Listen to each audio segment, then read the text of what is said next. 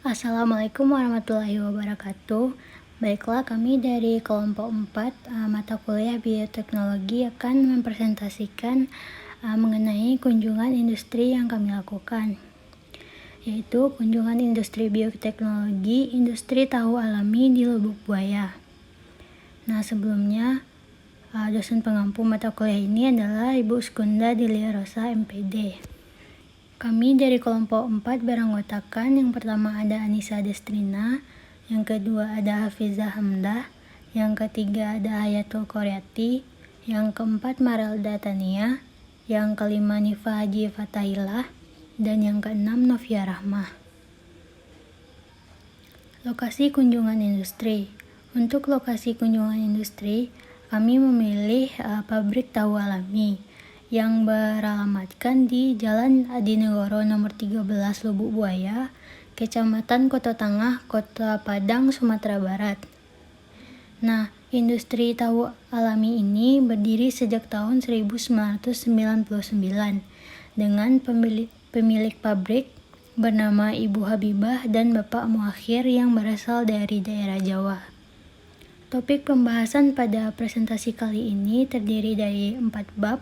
Bab yang pertama merupakan pendahuluan, berisikan latar belakang, tujuan observasi, dan manfaat observasi. Bab yang kedua berisi profil perusahaan, yaitu pengertian tahu, sejarah tahu alami, arah kebijakan, struktur organisasi, teknik produksi, dan pengolahan limbah industri tahu alami. Untuk bab yang ketiga merupakan laporan kunjungan, yang berisikan proses produksi tahu dan proses pendistribusian tahu. Sedangkan yang bab yang keempat merupakan bab penutup yang berisikan kesimpulan dan saran. Baiklah, saya Novia Rahma akan menyampaikan materi tentang bab 1 pendahuluan. Industri tahu merupakan industri kecil menengah berproduksi dengan metode tradisional yang hanya tersebar di kota-kota besar ataupun kecil. Bahan dasar yang sering dimanfaatkan untuk kebutuhan pangan salah satunya yaitu kacang-kacangan seperti kacang kedelai. Kacang kedelai biasanya banyak digunakan oleh masyarakat Indonesia sebagai bahan baku utama makanan, yaitu seperti tahu dan tempe. Industri tahu merupakan salah satu industri yang menghasilkan limbah organik. Limbah industri tahu yang dihasilkan dapat berupa limbah padat dan limbah cair. Tetapi limbah cair memiliki tingkat pencemaran lebih besar daripada limbah padat. Limbah padat dihasilkan dari proses penyaringan dan pengumpalan, sedangkan limbah cairan dihasilkan dari proses pencucian, perebusan, pengepresan, dan pencetakan tahu, sehingga limbah cairan yang dihasilkan sangatlah tinggi. Banyak pengusaha atau perusahaan tahu yang berkembang memberi dampak positif, yaitu mampu mencakupi permintaan pasar yang terus naik dari waktu ke waktu. Industri tahu umumnya merupakan industri skala rumahan dengan jumlah tenaga kerja sedikit. Teknologi proses pada industri tahu sederhana dan mudah dipelajari sehingga industri tahu dapat dijalankan oleh siapa saja. Industri tahu juga tidak memerlukan tempat produksi yang luas dan dapat dijalankan di area perkampungan maupun perkotaan asalkan limbah dapat ditangani dengan baik dan tidak mengganggu lingkungan. Industri tahu menghasilkan limbah ampas tahu dan limbah cair tidak berbahaya. Namun, jika pengelolaan tidak baik dibuang begitu saja ke lingkungan, dapat mengganggu kenyamanan lingkungan. Dampak negatif lainnya ke lingkungan pun akan terjadi apabila limbah cair sisa produksi tidak diolah dengan baik. Limbah cair industri tahu mengandung bahan-bahan organik yang tinggi berupa protein, karbohidrat, lemak, minyak, dan asam-asam amino. Upaya untuk menurunkan kandungan bahan organik dalam air buangan industri tahu telah banyak dilakukan, di antaranya menggunakan metode fisika kimia dan biologis aerob. Akan tetapi, penerapan metode tersebut secara realita khususnya di Indonesia relatif sulit karena beberapa alasan, antara lain 1. Metode dan operasi relatif kompleks. Yang kedua, kebutuhan jumlah kayu gulan besar dan biaya energi listrik untuk aerasi tinggi. Dan yang ketiga, lahan pengolahan yang luas. Dengan demikian, industri-industri tahu sering membuang limbah ke badan air tanpa pengolahan terlebih dahulu. Oleh karena itu, diperlukan metode pengolahan alternatif baru yang efisien dan ramah lingkungan. Metode biologi merupakan alternatif dalam pengolahan limbah. Cara biologi dapat menurunkan kadar zat organik terlarut dengan memanfaatkan mikroorganisme atau tumbuhan air.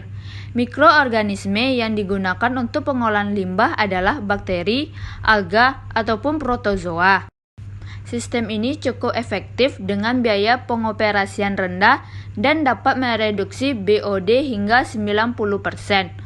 Oleh karena itu, pengolahan limbah cair secara biologis merupakan cara yang sangat menarik dan menguntungkan. Saya Anissa Destrina, NIM 1823102. Materi selanjutnya yaitu bab 2 mengenai profil perusahaan.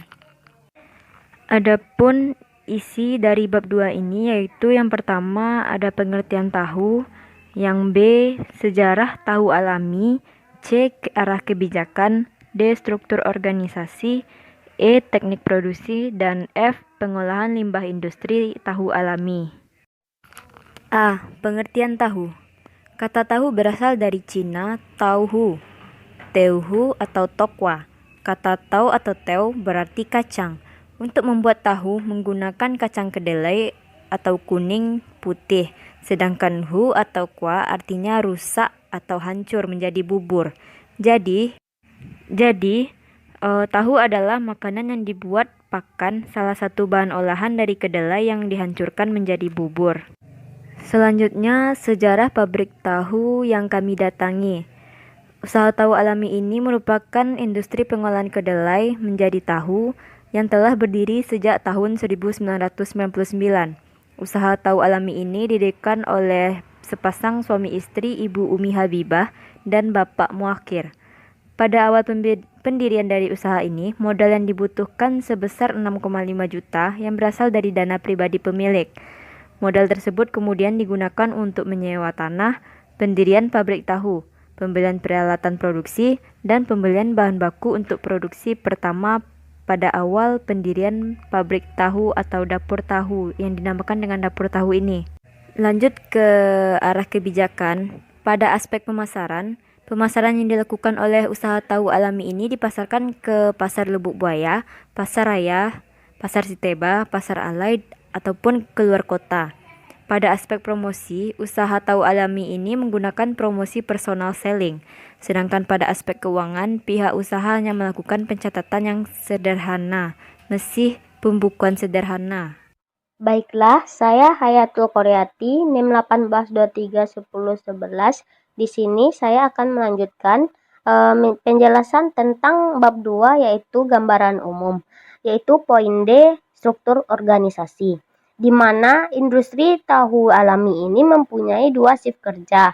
Shift pertama mulai dari jam 5 sampai jam 11 siang, dan shift 2 dari jam 12.30 sampai jam 18.30 dengan 4 orang pekerja setiap shiftnya. Setiap pekerja pada UKM tahu alami ini bertugas untuk memproduksi tahu mulai dari pengolahan bahan baku hingga tahu siap untuk dijual. Keseluruhan lantai produksi tahu terdiri atas 4 area, di mana setiap area terdiri dari 4 stasiun kerja penyaringan dan pencetakan. Selanjutnya poin yang E yaitu teknik produksi. Industri tahu alami memiliki tenaga kerja dalam jumlah kecil di mana tidak ada hierarki yang jelas antara pekerja satu dengan lainnya. Pekerjaan dilakukan secara bersama-sama dengan pembagian tugas yang tidak teratur. Proses produksi tahu relatif mudah dan sederhana dan tidak membutuhkan investasi yang tinggi. Secara umum, proses produksi tahu alami ini hampir sama, hanya saja ada yang menggunakan bahan kimia untuk penggumpal dan ada yang alami. Prinsip dasar pembuatan tahu adalah sortasi, perendaman, penggilingan, dan pengenceran, perebusan, penyaringan, penggumpalan, pencetakan, pengirisan, dan pengemasan. Dalam proses pembuatannya, Tahu menyisihkan limbah yang dapat didaur ulang kembali menjadi oncom dengan bahan dasar kedelai. Selanjutnya, poin yang terakhir yaitu poin F, pengolahan limbah industri tahu alami, di mana industri tahu menghasilkan limbah ampas tahu dan limbah cair tidak berbahaya.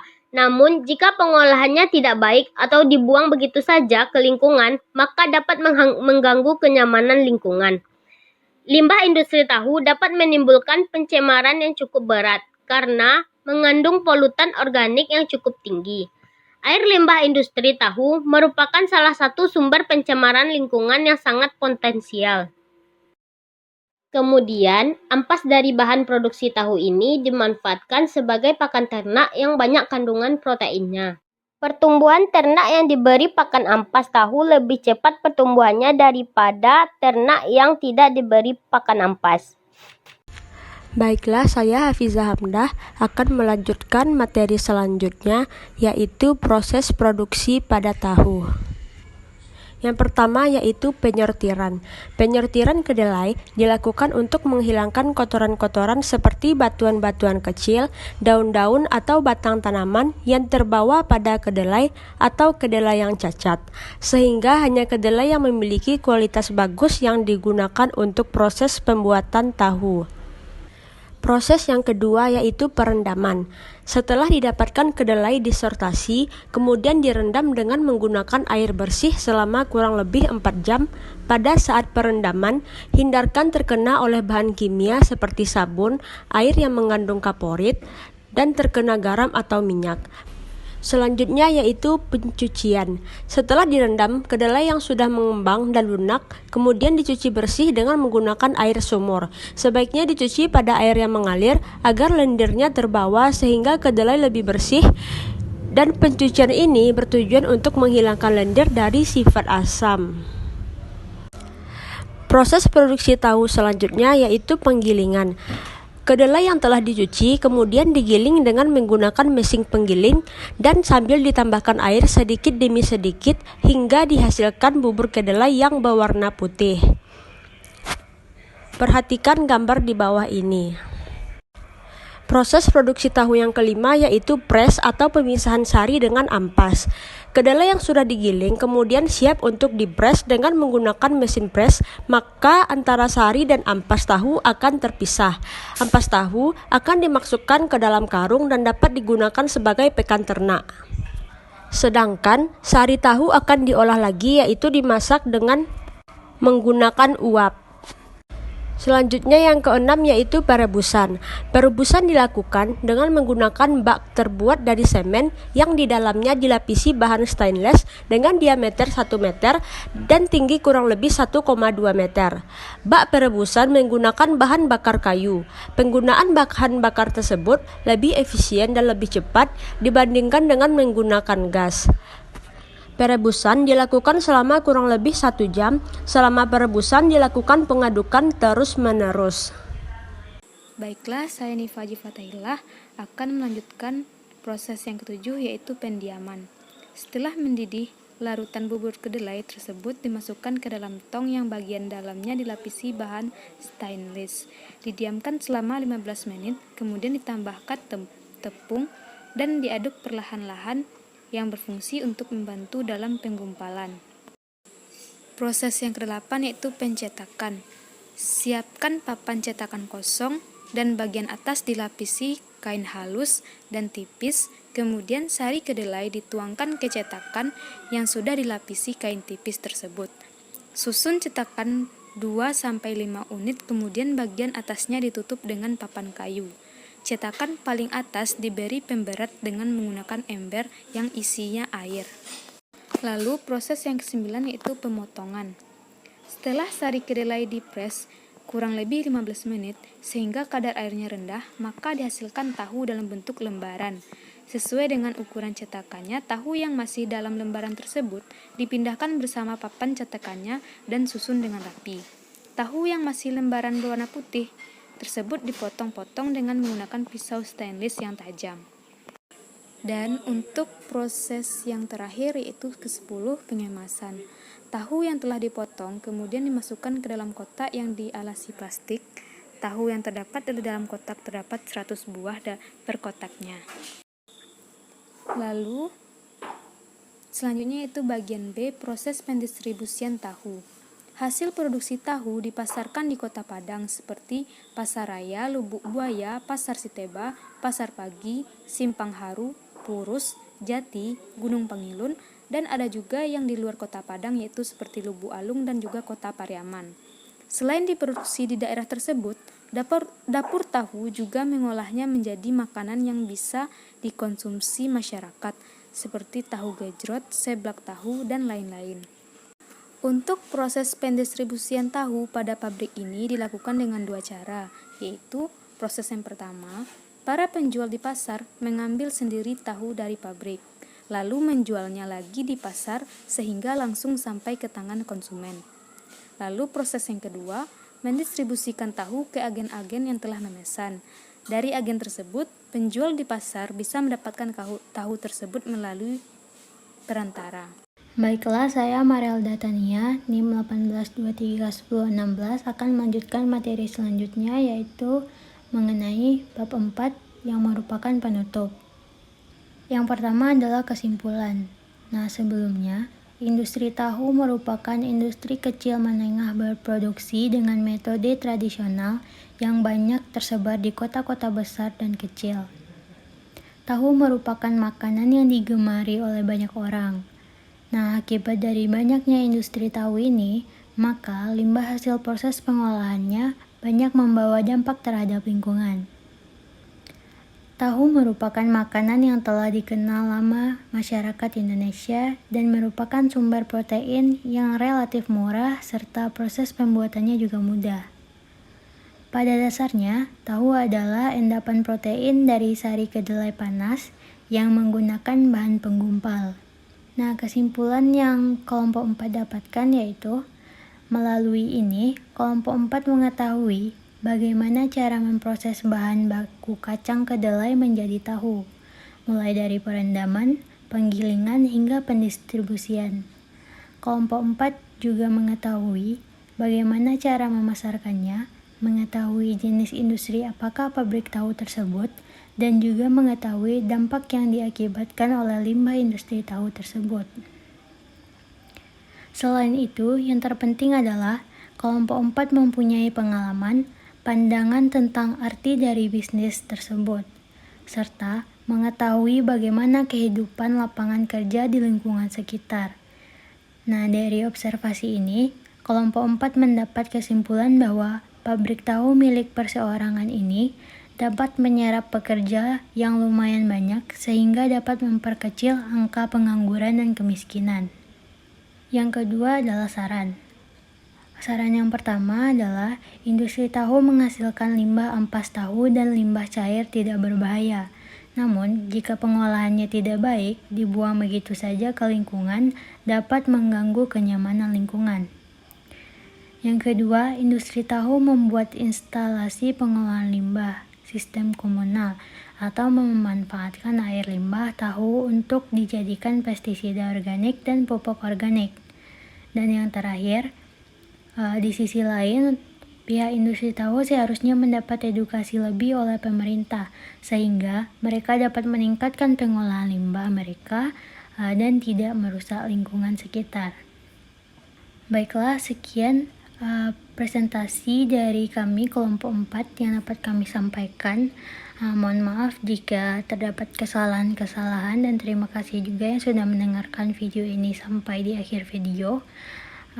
Sekian presentasi dari kami. Wassalamualaikum warahmatullahi wabarakatuh.